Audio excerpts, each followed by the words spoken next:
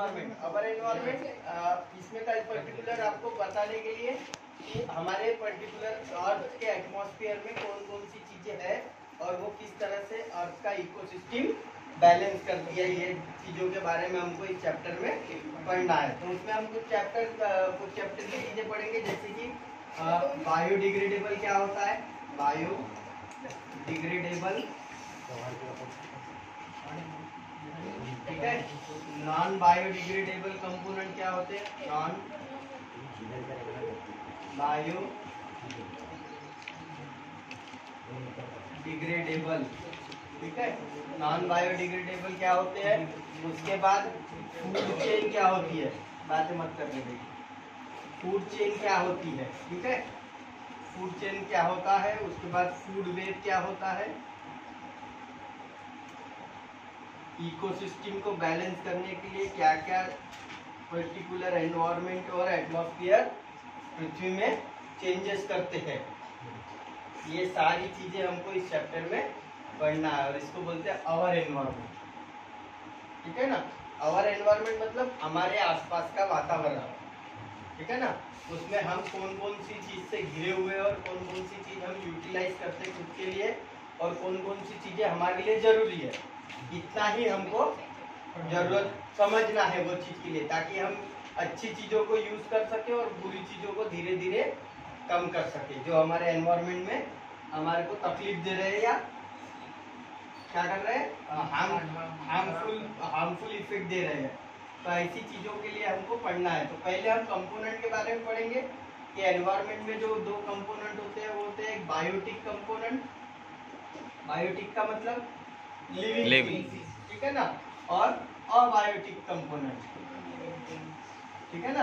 Abiotic component क्या होते हैं, टेम्परेचर, रेन वाटर, ठीक है ना, एटमॉस्फेयर, ठीक है ना, क्या क्या रॉक वॉक नहीं, वो कुछ काम के नहीं। अबायोटिक कंपोनेंट किसको बोलते हैं, बायोटिक। बायोटिक का मतलब होता है जो बायोलॉजी को अफेक्ट करते हैं, ऐसे। तो बायोटिक कंपोनेंट में हम जैसे कि एनिमल, प्लांट, ये बायोटिक कंपोनेंट होता है, ठीक है। अबायोटिक कंपोनेंट जो एनिमल प्लांट के बॉडी को मेंटेन करते हैं, जैसे टेम्परेचर है, बाहर की ह्यूमिडिटी है, उसके बाद तुम्हारा ड्राइनेस है, उसके बाद तुम्हारा सनलाइट है, ये सारी चीजों को हम बोलते हैं अबायोटिक कंपोनेंट। और इसके ह्यूमिडिटी, तो इसके ये एनवायरनमेंट को इतना अफेक्ट नहीं करता जितना हम अफेक्ट करते हैं एनवायरनमेंट, ठीक है ना। लोग बोलते हैं कि पोल्यूशन हो रहा है, बट पोल्यूशन की मेन वजह हम पोल्यूशन करते हैं, ठीक है ना।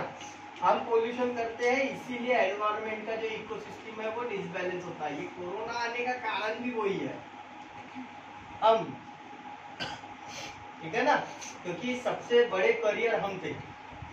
मैन टू मैन ट्रांसफर हो रहा है, कोई एनिमल को इन्फेक्ट नहीं हुआ, कोई एनिमल के थ्रू नहीं फैला, ठीक है ना। आदमी ने चमगादड़ को खाया, ठीक है। अब वो चमगादड़ से हुआ एक्चुअल में कि वो चाइना ने खुद ने सिंथेसाइज किया, उसके बारे में वो डिस्कस करने में कोई मतलब नहीं, बट वो जो है particular man to man transfer हो रहा है। मतलब सबसे बड़े इन्फेक्शियस पर्सन कौन है, हम है। एनवायरनमेंट का सबसे ज्यादा जो खराब किया हमने, वो हमने क्या, पेट्रोल का यूज किया, कोल का यूज किया, उसका खनिज का यूज किया, ठीक है ना। अपनी नीड को फुलफिल करने के लिए हमने अर्थ को डिगिंग किया, ठीक है ना।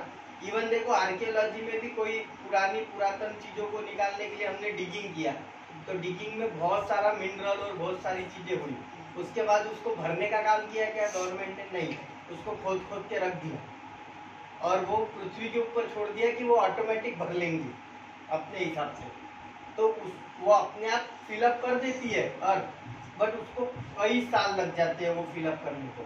और क्या करती है, अर्थ के पास खुद का तो कुछ नहीं होता, वो या वो पैदा भी नहीं कर सकती, वो एक जगह से निकालती है और दूसरी जगह डाल देती है, राइट। डिस्प्लेसमेंट करती है, और डिस्प्लेसमेंट करना, अर्थ का डिस्प्लेसमेंट होना मतलब डिफरेंट कैलामिटीज को इन्विटेशन देना, अर्थक्वेक, उसके बाद तुम्हारा फ्लड, ठीक है ना, उसके बाद तुम्हारा साइक्लोन, अगर तुम कोस्टल एरिया में हो तो साइक्लोन, ये तुम्हारे लिए बेसिक चीजें रहेंगी, सुनामी, ठीक है ना।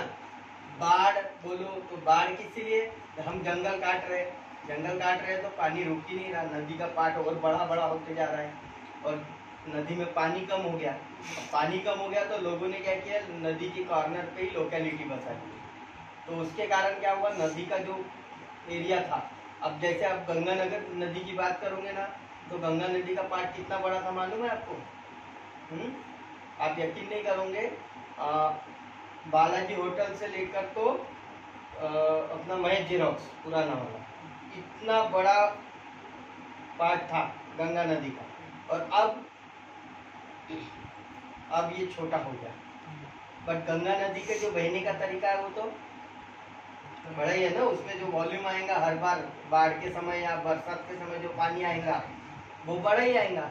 तो वही ये सारी चीजें प्रॉब्लम क्रिएट कर रहा है कि हमने क्या किए, हमारे नदियों को हमारे नीड के लिए छोटी छोटी कर दी है, बट उसका जब पानी होता है, सरयू नदी जो बिहार में बाढ़ आती है हर साल, अभी भी बिहार में बाढ़ से लोग यानी अफेक्टेड है, ठीक है ना। तो वो क्यों है, क्योंकि जो सरयू नदी थी उसका जो पार्ट था वो बहुत बड़ा था, उसको छोटा कर दिया। अब उसको छोटा करने के कारण क्या हुआ, वो तो जब उसमें पानी पूरा फुल होगा तब वो अपने जगह को तो कवर करेंगी ना, और वो जगह न में लोगों के घर बना लिए लोगों ने, तो कहाँ जाएंगी, वो अपने जगह पे है, हम उसकी जगह पे पहुंच गए, इसीलिए हम अफेक्टेड है, ठीक है ना। तो ये सब चीजें, अब ऊपर टेम्परेचर बढ़ रहा है तो हमारे जो पर्टिकुलर हिमालय पर्वत है उस पर जो बर्फ जमी है वो बर्फ भी पिघल रही है तेजी से, राइट। तो वो बर्फ पिघलने के कारण दूसरा हिमालय हर 1 इंच में नीचे के नीचे घसर रहा है, एवरी ईयर 1-1 इंच वो नीचे से रख रहा है। पहले उत्तराखंड में से हिमालय पर्वत चढ़ने का रास्ता था, अब नेपाल से है, अब नेपाल से कुछ साल में नेपाल के ऊपर रहेगा हिमालय पर्वत, राइट।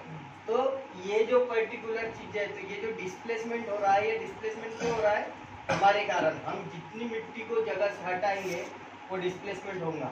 अब यहाँ पे बिहार है, बिहार में सबसे ज्यादा कोल माइन है, बिहार अपने जगह का कोल माइनिंग को खोद रहा है और उसकी जो मिट्टी है वो सरकती जा रही है।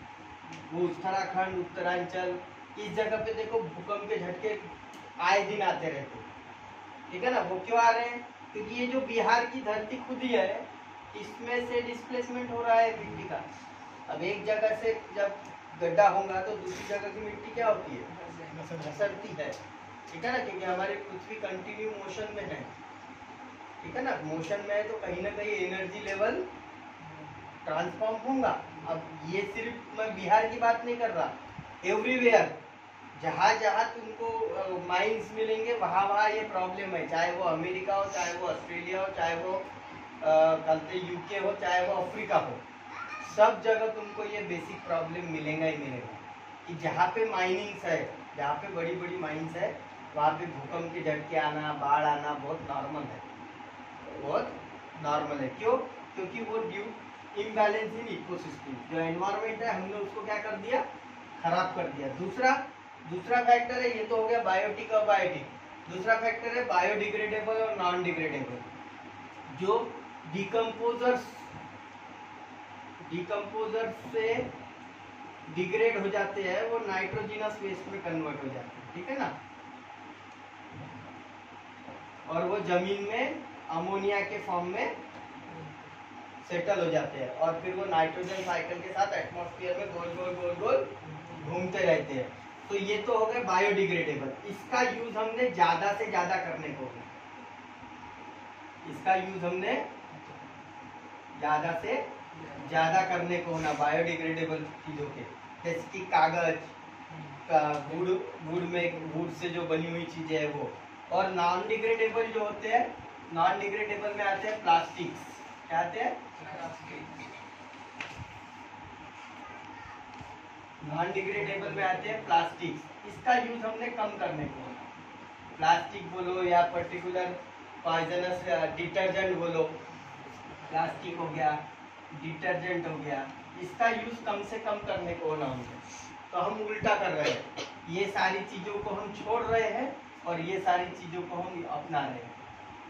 देखो पहले हमारे यहाँ ग्लास की चीजें होती थी, ग्लास के बर्तन, उससे पहले मिट्टी के बर्तन होते थे, मिट्टी के होने के बाद मेटल क्या है, मेटल के बाद कांच क्या है, कांच के बाद अब प्लास्टिक है। जैसे मिट्टी सबसे अच्छी थी, मिट्टी के बर्तन सबसे अच्छे थे। उसके बाद चाइना मिट्टी आई, चीनी मिट्टी के बर्तन आए, ठीक है।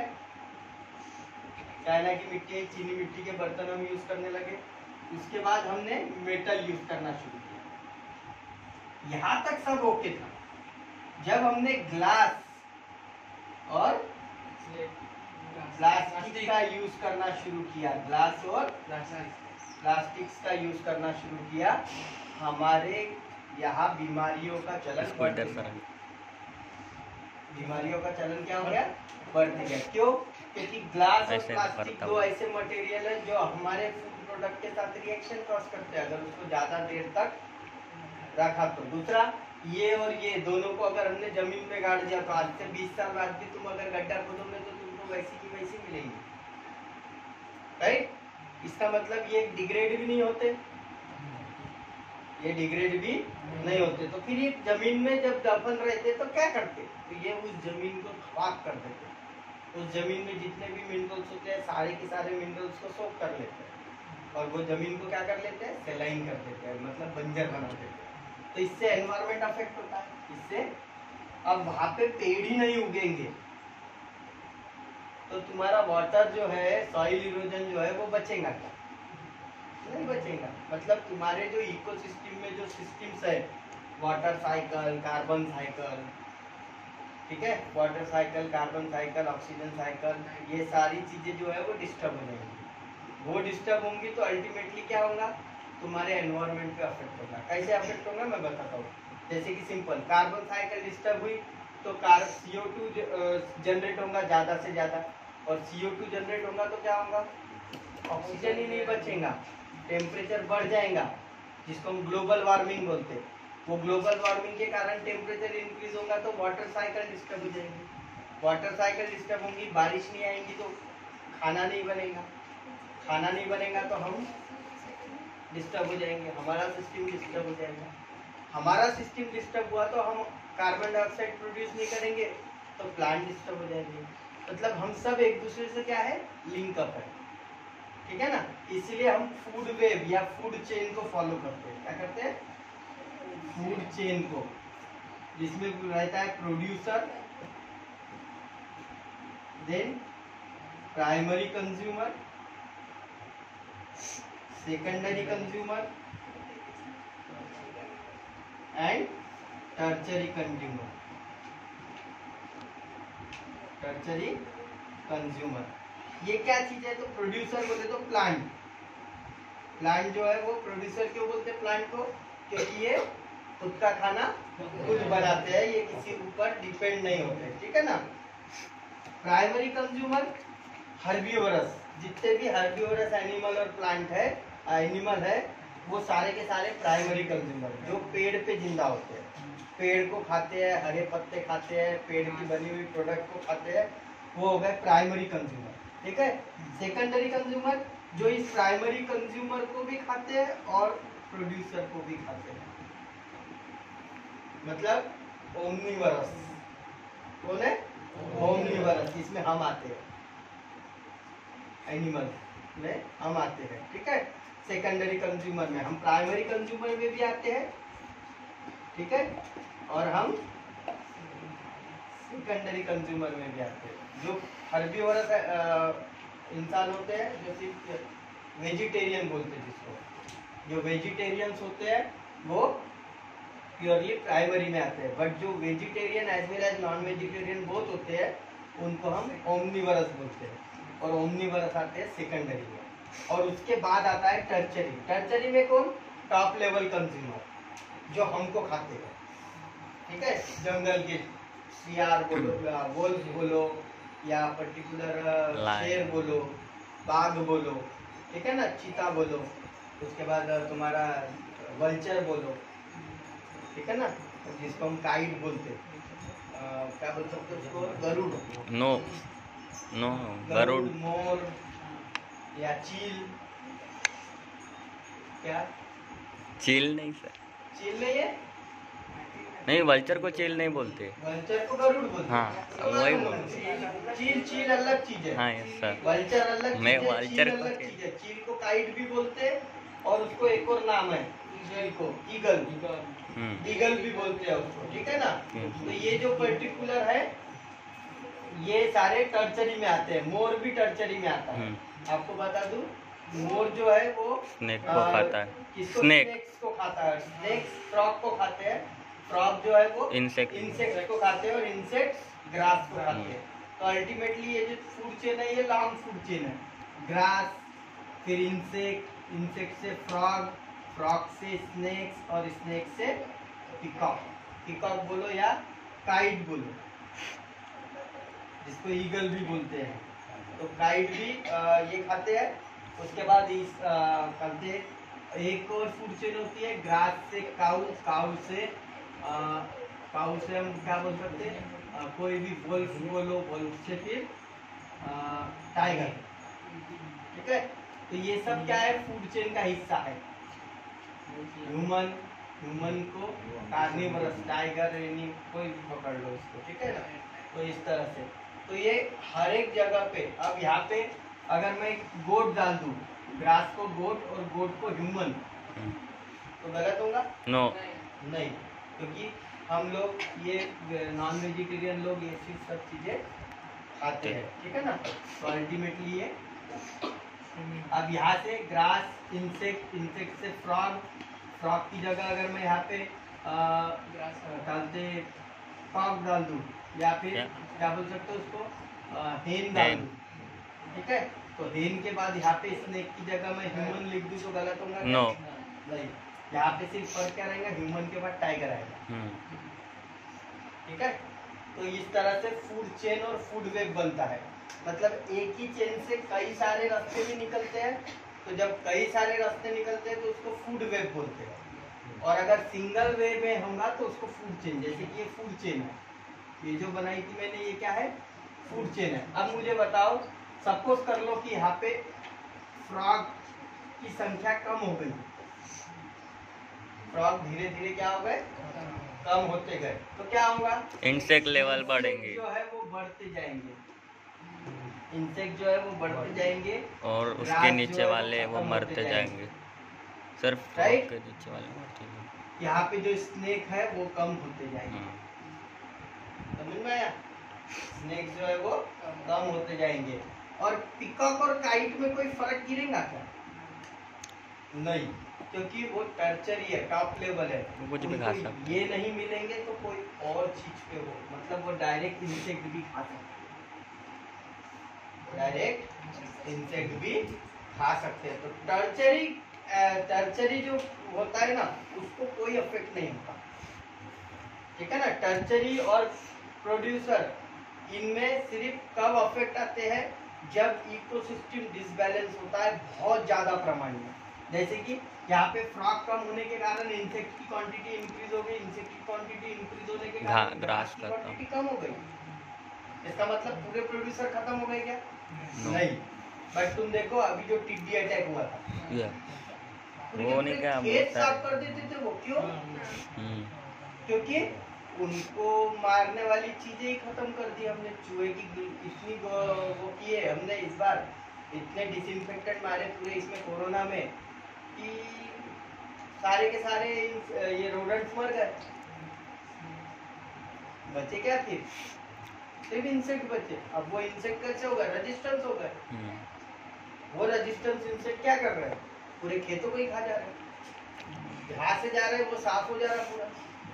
600 700 एकड़ पूरे क्लीन हो गए राजस्थान के, राजस्थान पूरे साफ, एक दाना भी नहीं छोड़ा किसानों का, पूरा सिर्फ जड़ छूट गई, बाकी सब साफ कर दिए वो। और आपको बता दूं कि कम से कम हमिंग बर्ड के साइज के थे बस। हमिंग बर्ड मतलब वो जब झूम जाता था, अगर कोई इंसान उसके बीच में आ जाए ना तो उसका चेहरा पूरा खराब हो जाता था,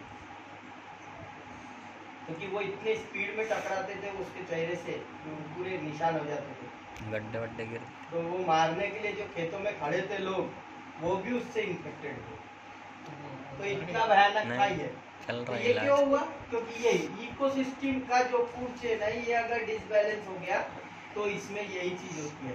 अब ग्रास कम हो गई, इंसेक्ट बढ़ गए, स्नेक्स जो है वो कम हो गए। क्यों? क्योंकि स्नेक्स को जो खाने का फूड था फ्रॉग वो नहीं है, तो वो किसी और को खा सकता है क्या? नो। नहीं। तो ये कम होते जाएंगे, ये कम होते जाएंगे तो पिकॉक और काइट क्या करेंगे? स्नेक्स नहीं मिल रहे तो वो डायरेक्ट इंसेक्ट खाना शुरू करेंगे। टर्चरी को कोई पर्टिकुलर ऑप्शन नहीं रहता, वो उसके बाद इनसे भरपूर खत्म option हो गए रहते हैं, तो? वो सभी तरह से खुला रहता है। इनसे खत्म वो हो कोई गए तो? भी पर्टिकुलर, इवन देखो अगर स्नेक्स की जगह कोई और एनिमल होता था तो वो अपने आप को इवॉल्व करके ग्रास का। खाना चालू कर देता। हाँ मीन्स कौन सा? राइट, इसी को बोलते हैं adaptation, deer, survival of fittest. Deer जो हर्बीवोर। अवेलेबल है उसमें एडजस्ट करो, नहीं तो मर जाओ। ठीक है ना, हेरिडिटी का रूल है ना ये, यस। कि अगर तुम एडाप्ट नहीं होंगे, एडजस्ट नहीं होंगे तो मर जाओगे। सिंपल है। एनवायरमेंट के जो चेंजेस है उसको एक्सेप्ट करना ही सर्वाइवल है। अगर तुम परिस्थितियों के हिसाब से नहीं ढलोगे तो तुम खत्म हो जाओगे। ठीक है ना। अब इतने बड़े बड़े अमीर लोग रहते, बट उनकी पर्टिकुलर जो ये रहती पब्लिसिटी, वो अगर कम हो गई तो वो अपने आप को छोटा महसूस करने लगते और मर जाते। बट वही चीज अगर वो अपने आप को कॉमन पीपल महसूस करने लग जाए तो बहुत अच्छा लगा। उसको कोई फर्क नहीं गिरेगा, वो वापस से मेहनत करेंगे। राइट, क्लियर है ना। देखो अंबानी जो था, धीरू भाई अंबानी, वो पेट्रोल पंप पे काम करता था, पेट्रोल वेंडर था। ठीक है ना। अगर वो अमीर होके गरीब भी हो जाता था ना तो उसको फर्क नहीं गिरता। बट मुकेश अंबानी को पूरी प्रॉपर्टी उनके पिताजी से मिली है। अब अगर वो गरीब हुए ना तो वो एडजस्ट नहीं करता। जैसे तुम लोगों को पहले दिन से हरी पत्ती दिखी पापा की सैलरी में से, राइट। 500 रुपए 1000 रुपए तुम्हारे लिए कोई चीज नहीं है, मामूली चीज है। ये पसंद आ गया क्या? ये होना चाहिए। और तुम्हारे पिताजी मम्मी दे भी देते तुमको। क्यों? क्योंकि उन्होंने गरीबी देखी है। राइट, उन्होंने गरीबी देखी है इसलिए वो चल ठीक है ना, मैंने नहीं किया तू कर ले, ऐश कर ले। मोबाइल लेके दे देते थे। ठीक है ना। कोरोना काल में कितने लोगों का फायदा हो गया, कितने लोगों को अपना पर्सनल मोबाइल मिल गया, है कि नहीं? मिला ना, संकित को मिला, इसको मिला, और किसी को भी मिला होगा खुद का पर्सनल मोबाइल। राइट। तो ये फायदा अगर हमारे वक्त कोरोना आता था ना तो नहीं होता था, क्योंकि मोबाइल ही नहीं थे। हमारे वक्त मोबाइल ही नहीं थे, ऑनलाइन शिक्षा भी नहीं थी।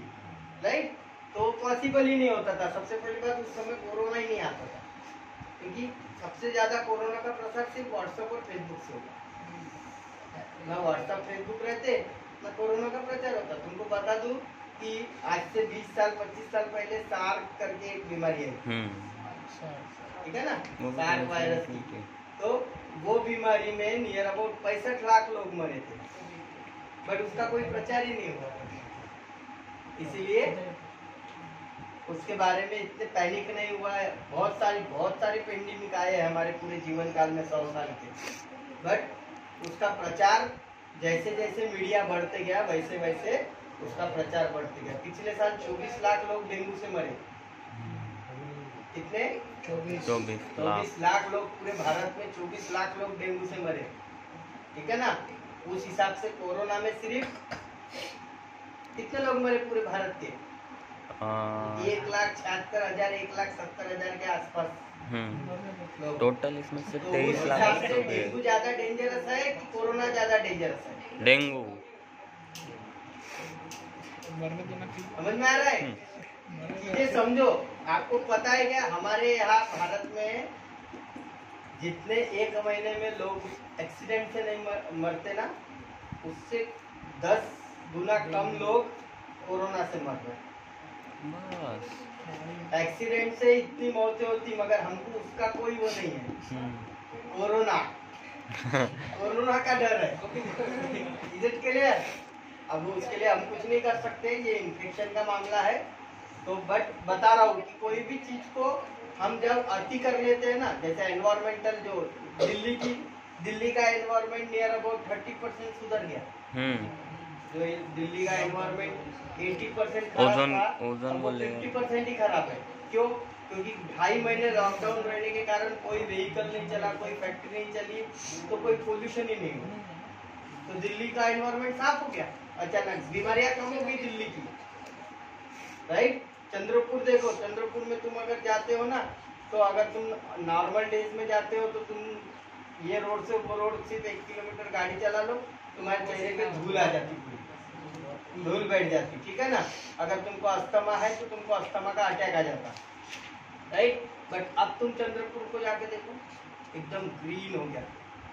2.5 महीने कुछ चला ही नहीं, पूरी MIDC बंद थी, सब बंद था, माइनिंग बंद था, तो कोई एनवायरमेंटल वो हुई ही नहीं, पोल्यूशन। तो अब पूरा साफ हो गया, ठीक है ना। तो ये सब चीजें है। इस बार देखो वाटर साइकिल भी बहुत अच्छी चल रही है, पानी अच्छा आ रहा, भरपूर बारिश आ रही।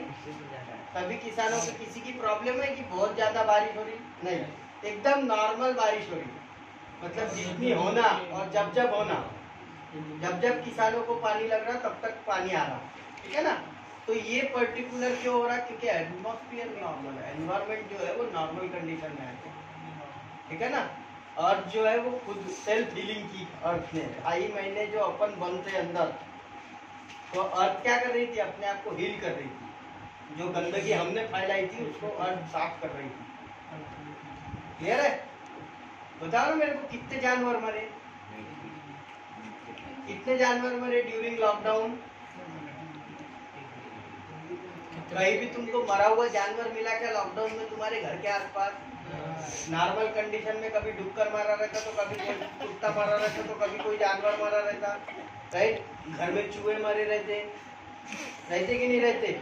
अब मुझे बताओ, लॉकडाउन के पीरियड में 2.5 महीने तुम घर पे थे, तुमने कोई भी जानवर को मरा हुआ देखा क्या अपने घर के आसपास? नो। कोई भी कारण से? यानी हम ज्यादा खराब है दूसरों से। हमको घर में ही बंद रहने को होना, हम अगर बाहर निकले तो गंदा वालाज करेंगे। Is it clear? क्योंकि हम में अकल नहीं है, हम समझदार बेवकूफ लोग हैं, ठीक है ना। पढ़े लिखे बेवकूफ जो बोलते हैं ना, वो लोगों में हमारी गिनती आती। तो ये जो इकोसिस्टम होता है, इसमें हमने डिग्रेडेबल चीजों को ज्यादा महत्व देने को होना as compare to non degradable. Plastic, detergent का यूज कम करने को होना, ज्यादा से ज्यादा हमने हमारे डिग्रेडेबल वेस्ट को यूज करने को होना, जो एनवायरनमेंट से हमको इजीली मिलता है उसको यूज करने को, ठीक है ना। अब मैं ये नहीं बोलता कि तुम चूल्हा खरीद लो, ठीक है ना। LPG इज द बेस्ट, हम LPG को बंद नहीं कर सकते, LPG की जगह हम CNG में कन्वर्ट हो सकते हैं, क्लियर है ना। बट हम हमारे गैस और सिलेंडर को फेंक के हम चूल्हा लगा लेंगे तो हम और एनवायरनमेंट को खराब करेंगे। क्यों? क्योंकि लकड़ी काटेंगे, झाड़ काटेंगे, झाड़ काटने के बाद उस लकड़ी को जलाएंगे तो एटमॉस्फेयर में कार्बन प्रोड्यूस होगा, ठीक है ना। तो अल्टीमेटली हम वो भी खराब करेंगे हमारे एनवायरनमेंट को। तो जो चीजें हमारे लिए अच्छी है उनको हमने वैसा ही कंटिन्यू करने को होना, बट जो चीजें हमारे लिए बहुत ज्यादा हार्मफुल है उसको धीरे धीरे कम करने को होना। दूसरा, हमारे फूड चेन को समझना सीखो। हमारा जो फूड चेन है, सभी लेवल के जो लोग होते हैं या सभी लेवल के जो पर्टिकुलर जानवर होते हैं, वो कोई ना कोई अच्छी चीज के लिए बने हैं। क्लियर है? समझ में आया ना? अब हम बोलते, अब कई तुमने बचपन में पढ़ा होगा कि सांप जो होता है वो फार्मर का दोस्त होता है, राइट। क्लियर है ना? क्यों होता है? क्योंकि वो अगर उसके साथ रहा तो उसके आसपास जो रोडेंट्स होते हैं वो नहीं आते, जो उसके अनाज को खराब कर देते हैं, ठीक है ना। तो सांप एक तरह से क्या करता है? फ्रेंडशिप बिहेवियर करता है, किसके साथ? फार्मर के साथ। बट अगर वो नॉर्मल जगह पे निकल गया तो हार्मफुल, पॉइजनस होता है। बट आपको बता दूं कि 99% snakes are non poisonous, only 1% snakes are poisonous, ठीक है ना। 1% स्नेक्स में आते हैं तुम्हारी धामन, जिसको कोबरा बोलते हैं हम, ठीक है, कोबरा, वाइपर और rattler. Black panther black panther नहीं क्या? क्या? Black mamba. हाँ मैम्बा, सॉरी वो हीरो का नाम आ गया। ठीक है ना? Black mamba is nothing but the cobra. Cobra की प्रजाति है ब्लैक माम्बा। ठीक है ना? ब्लैक माम्बा को ही वो बोलते हैं रैटलर स्नेक। ये 3 प्रजाति जो रहती पाइथन, ये 4 प्रजाति जो है स्नेक्स की वो पॉइजनस होती है, बाकी सारे स्नेक्स नॉन पॉइजनस होते हैं। बट क्या होता है, हमको कोई भी रेंगने वाली चीज दिखी तो हमारे हाथ में कांटे आते हैं, राइट? गूज़बम्प बोलते हैं जिसको। इवन आपको बता दूं मैं कि अगर आप बैठे हो और आपके सामने कोई लड़का भी ऐसा रेंगते हुए आ रहा है ना, तो आपको गूज़बम्प्स आएंगे कि ये क्या हो गया, ये क्यों क्रॉल कर रहा है। क्लियर है ना? नॉर्मल पर्सन भी अगर क्रॉलिंग करते हुए आता है ना तो हमको गूज़बम्प। इसलिए आप देखो पिक्चरों में, जो आप हॉरर पिक्चर देखते हो ना, उसमें नॉर्मली जो घोस्ट होते हैं वो क्रॉलिंग करते हुए आते हैं, या तो वो दीवार से उतर क्रॉलिंग करेंगे, या तो पर्टिकुलर वो जमीन पे क्रॉलिंग करेंगे। ठीक है ना? आपको क्रॉलिंग करते हुए ही नजर आते हैं। क्यों? क्योंकि crawling is a fear. Crawling करना मतलब एक फियर फीलिंग है। ठीक है ना? इसलिए रेप्टाइल्स जो होते हैं उनको देख के हमको जरूरी नहीं रहते फल। तो पर्टिकुलर एनवायरनमेंट में हमको यही चीज समझनी है कि बायोडिग्रेडेबल क्या है और नॉन डिग्रेडेबल क्या है, और नॉन डिग्रेडेबल में कौन से नॉन डिग्रेडेबल है जो हार्मफुल है और कौन से जो है वो यूजफुल है। यूजफुल में एलपीजी, मीथेन गैस, सीएनजी, ये सारी चीजें यूजफुल है। बट कोल, पेट्रोलियम, प्लास्टिक, इसका यूज जितना हम कम करेंगे उतना ज़्यादा हमारे लिए एनवायरनमेंट जो रहेगा वो क्लियर रहेगा। क्लियर है? तो ये चीज़ें हैं, कल देखेंगे हम कि फूड चेन क्या होता है और किस तरह से फूड चेन फॉलो करता है अपने आप को। ठीक है? फूड पिरामिड क्या होता है, उसमें कौन कौन सी लेवल होती है और उसका क्या क्या इम्पोर्टेंस है। क्लियर है? तो कल ये चैप्टर हमारा खत्म हो जाएगा।